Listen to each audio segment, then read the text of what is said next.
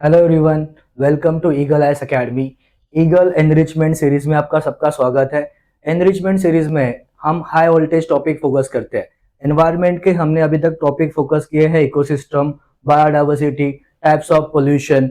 Last lecture में हमने किए कन्वेंशंस और आज का हमारा हाई वोल्टेज टॉपिक है एनवायरमेंटल लेजिस्लेशंस। तो एनवायरमेंटल लेजिस्लेशंस क्या होते हैं पहले समझते हैं। देखो, हमारे कॉन्स्टिट्यूशन को बोलते हैं रूल ऑफ लॉ। तो हमारे कॉन्स्टिट्यूशन का मेन पर्पस है लोगों को प्रोटेक्ट करना।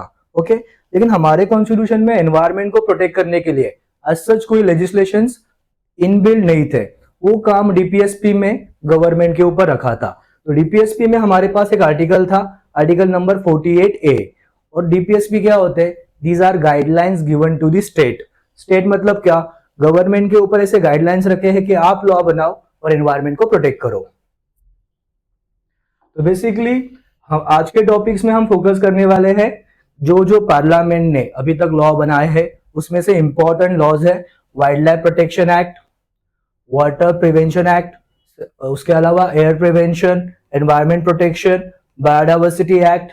और एनवायरमेंट के मैटर्स को मैनेज करने के लिए हमारे पास होती है एनजीटी। तो ये सब टॉपिक्स आज के लेक्चर्स में कवर किए जाएंगे। सबको पता है कि एनवायरनमेंट ये कौन सा टॉपिक है? ये आता है कॉन्करेंट लिस्ट में। कॉन्करेंट लिस्ट क्या होती है? जिसके ऊपर यूनियन गवर्नमेंट भी लॉ बनाती है और स्टेट गवर्नमेंट भी लॉ बनाती है। तो यूनियन गवर्नमेंट के बहुत सारे लॉज है जो एनवायरनमेंट को प्रोटेक्ट करते हैं। जैसे राइट टू हेल्दी एनवायरनमेंट, ये हमारा फंडामेंटल राइट है आर्टिकल 21 में। तो इसको प्रोटेक्ट करने के लिए गवर्नमेंट ने बहुत सारे लॉ बनाए हैं।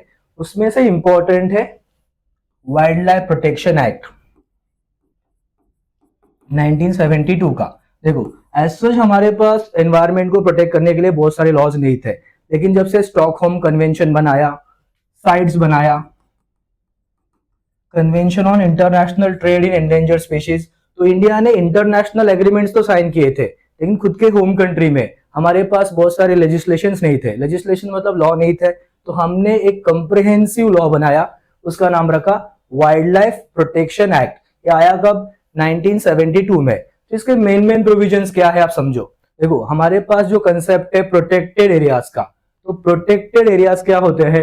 National park, biosphere reserve, wild life sanctuary, ये किधर से आए हैं? तो ये सब कंसेप्ट आए हैं वाइल्ड लाइफ प्रोटेक्शन एक्ट से।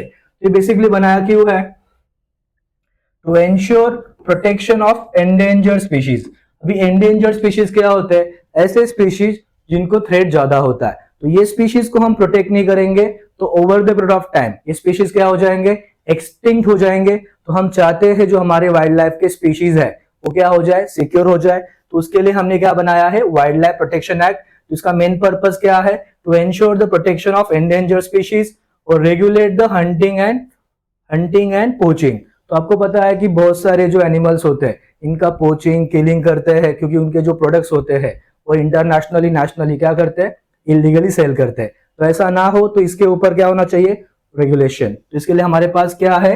Wild life protection act. इसमें हमने क्या क्या बनाए?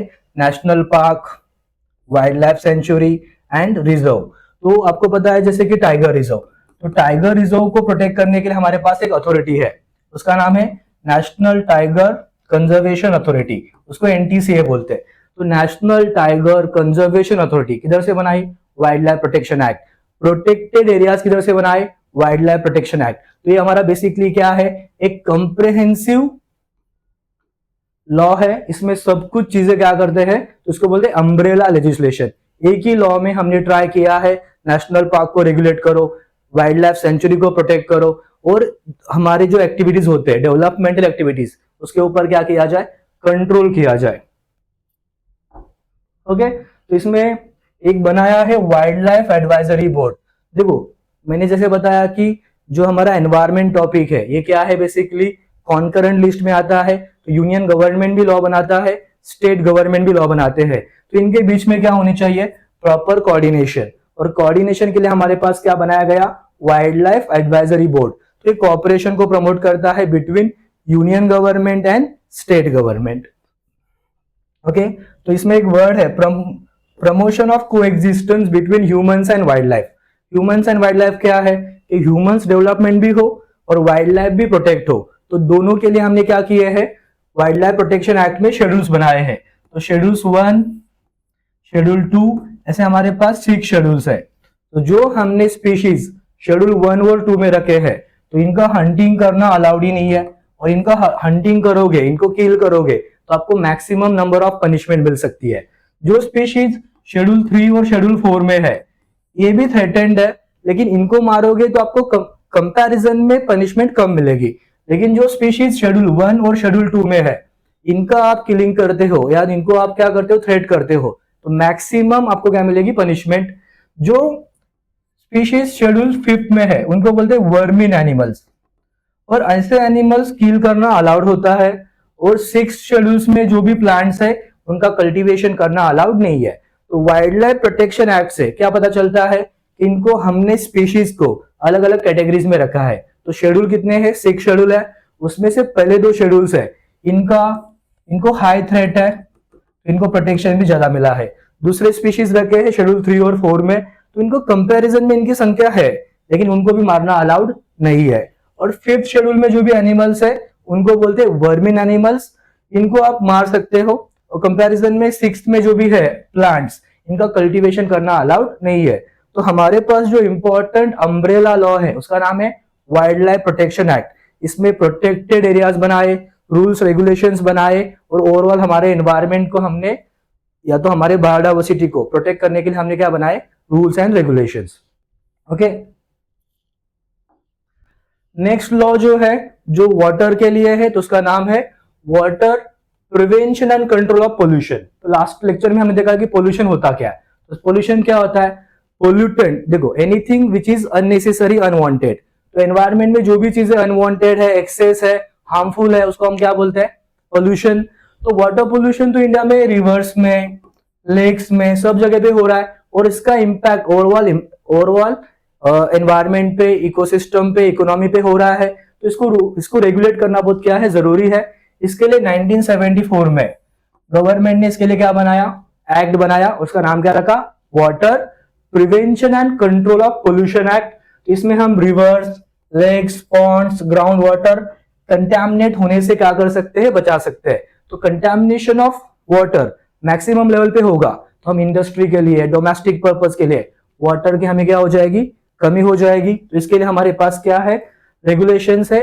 इसे हम एफ्लुएंट जो होते हैं वो डायरेक्टली डिस्चार्ज नहीं करेंगे, किसमें, वाटर बॉडीज में। तो वाटर बॉडीज को हम क्या कर सकते हैं, प्रोटेक्ट करते हैं।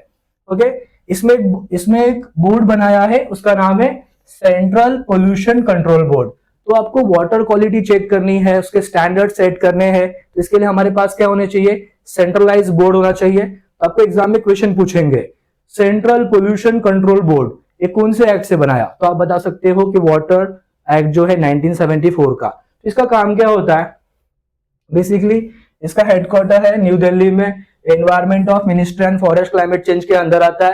ये पूरे स्टैंडर्ड सेट करता है, मतलब कि वाटर के लिए जो स्टैंडर्ड्स होंगे, रिवर्स के लिए स्टैंडर्ड्स है, उसका रिपोर्ट प्रॉपरली कौन बनाता है, सेंट्रल पोल्यूशन कंट्रोल बोर्ड। तो आपको पता होना चाहिए इंडिया में 70% रिवर्स पोल्यूटेड है। तो हमें कैसे पता चला, तो कोई तो रिपोर्ट बना रहा है, और रिपोर्ट कौन बना रहा है, central pollution control board. Okay, same हमारे लिए एयर के लिए भी क्या है, एक्ट है। जब से इंडस्ट्रियल डेवलपमेंट हुआ है, तब से फैक्ट्रीज और इंडस्ट्रीज से most of the harmful gases क्या कर रहे हैं, एनवायरमेंटल हेल्थ को और इवन ह्यूमन हेल्थ को भी क्या कर रहे हैं, डिग्रेड कर रहे हैं। तो इसको कंट्रोल करने के लिए हमारे पास क्या है, air prevention and control act 1981।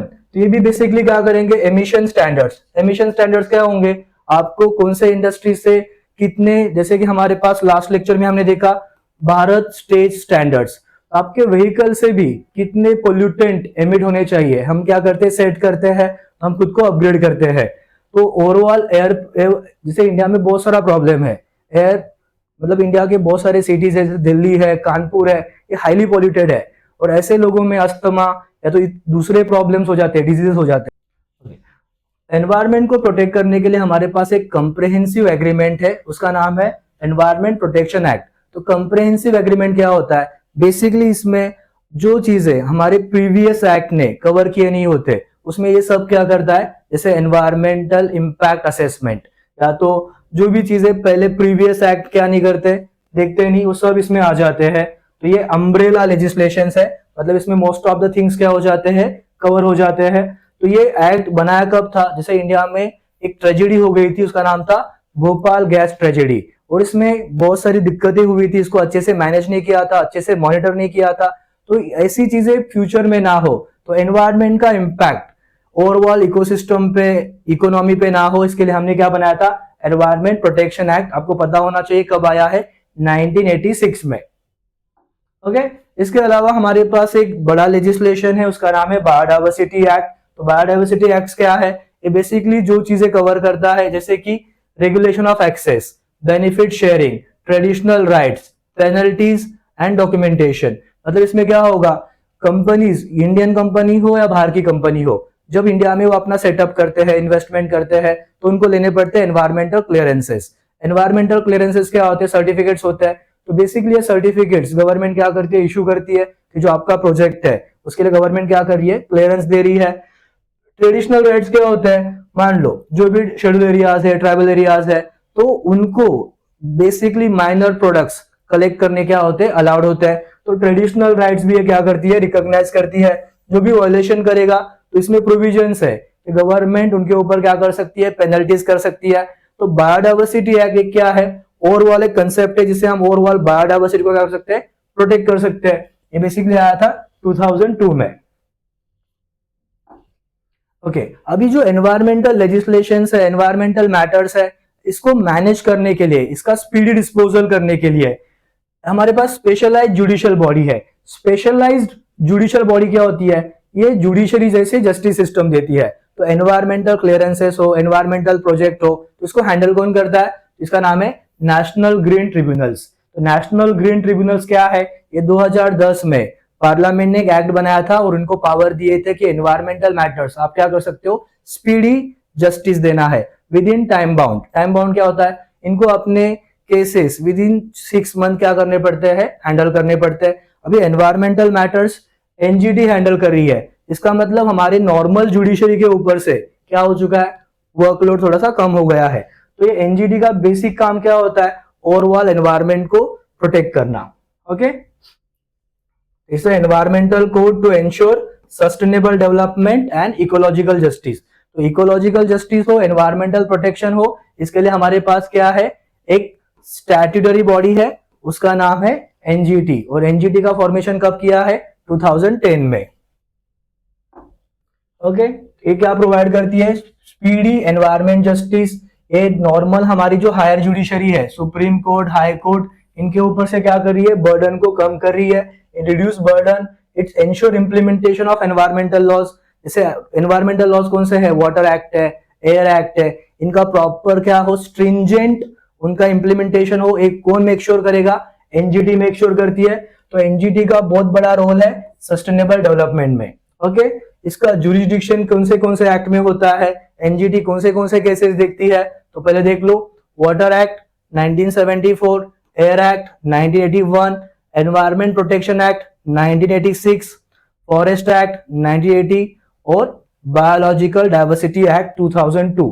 मतलब एनजीटी का जुरिस्डिक्शन इसमें नहीं है, वाइल्ड लाइफ प्रोटेक्शन एक्ट के ऊपर इनका पावर अथॉरिटी नहीं है।